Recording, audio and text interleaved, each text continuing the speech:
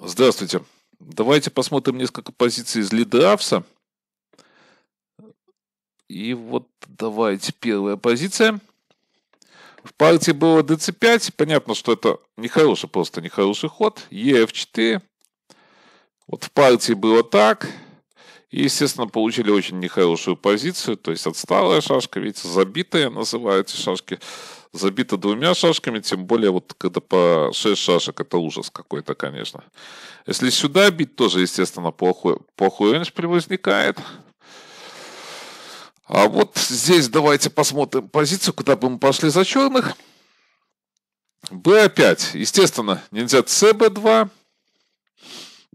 На eb2 единственное, что вот на e нельзя спешить ни в коем случае, потому что будет ответная тактика здесь. То есть хоть и без шашки, но будет тактика. Но, естественно, на b4 и некуда ходить здесь в этой позиции. Вот такая вот идея. Далее. Основная идея, конечно, hg3. Но вот здесь вот ab6 и опять ef4. Ставим вот эту вот идею. И как ходить белым? Естественно, надо куда-то ходить, защищаться вот так вот. И такая достаточно интересная позиция вот возникает, где, в принципе, ходить-то белым и некуда. На fg, gh. То есть, видите, такая вот нехорошая просто позиция возникла. Так, куда? Естественно, на этот ход получается de, тоже куда ходить. То есть, здесь на этот ход такая тактическая идея простенькая. Давайте дальше. А на этот ход получается вот такая вот тактическая. Так, вот с этой стороны, да, тактическая идея. Видите, как весело. Вот такие интересные тактические идеи. Ну вот такая интересная, можно сказать, позиция. Далее давайте начнем смотреть. Давайте я позицию переверну за белых. Ну вот здесь вот у меня, конечно, была сразу мысль. Белые, конечно, сразу пошли ужасно. Очень ужасно. Но вот здесь вот я, кстати, ошибался во многих вариантах в расчете. Я вам даю вот момент, чтобы подумать над этой позицией. Ну, кто-то на паузу нажмет ход белых. Мне казалось, конечно, наиболее логично, что GH, потом я куда-то подойду CB2 и FG3 проведу. Получается, конечно, если вот ход делать CD6, то вот эти все варианты проходят. То есть так нельзя.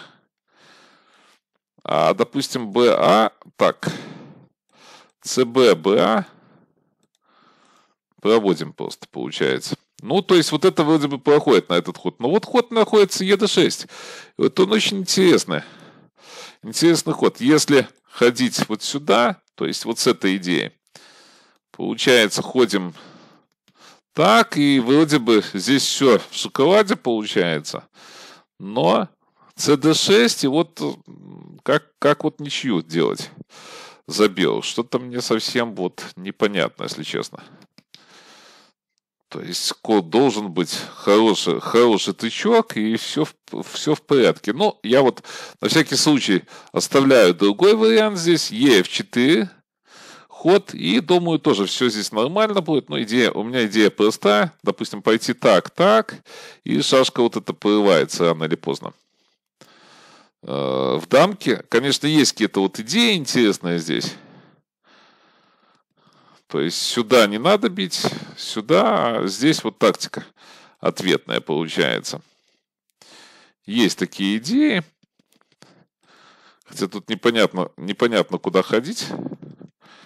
Мысли. Но вот это я просто показал мысли такие у меня вслух. Но вот здесь посмотрите на эту позицию. Я специально не переворачиваю. Здесь есть тактика у черных. Симпатичная, просто симпатичная.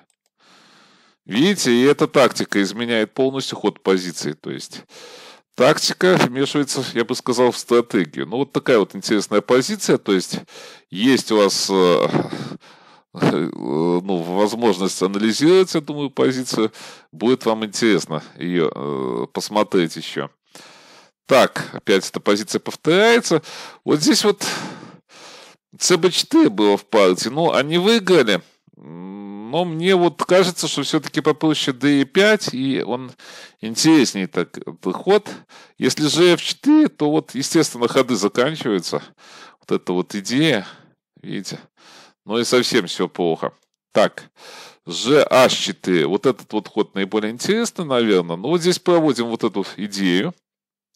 Сюда и вот здесь на А5. И непонятно, куда ходить здесь за белых. То есть такой ход ловля идет просто, простая. Так, давайте назад.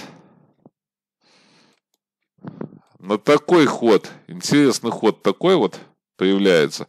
Но он чуть-чуть незаметный, конечно. И вот куда ходить за белых, непонятно куда. Потому что ловля идет следующим ходом. Либо, ну если отдадут, тоже так.